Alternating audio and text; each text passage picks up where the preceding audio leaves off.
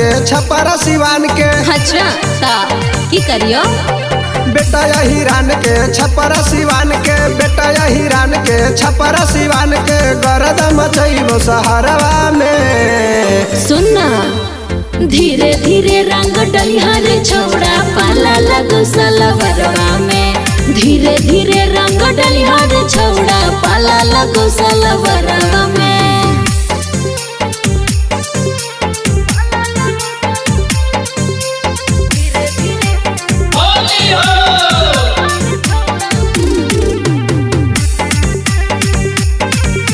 Music by DJ surprise. Ara के रंग छोड़ा हो बेसरमी। जिला नवादा के छोड़ा देखाव हो गरमी। अरे ज्यादा गर्मी मत दिखाओ।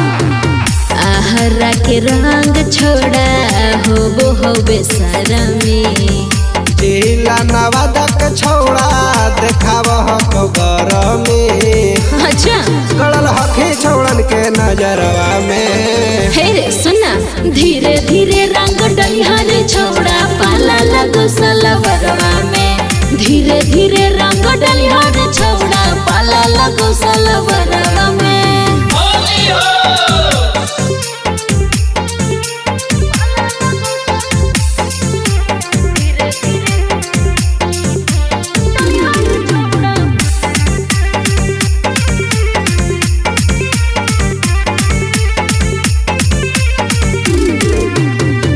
रोहित रंजन छौड़ी हको बेहाल गे।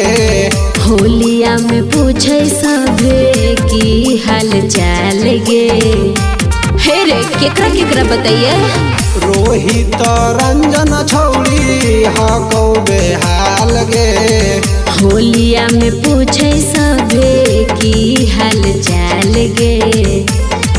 सकर रंग लगाई तो डहरवा में। अरे धीरे धीरे रंग डलिया रे छोड़ा पाला लगो सलवरवा में। धीरे धीरे रंग डलिया रे छोड़ा पाला लगो सलवरवा में।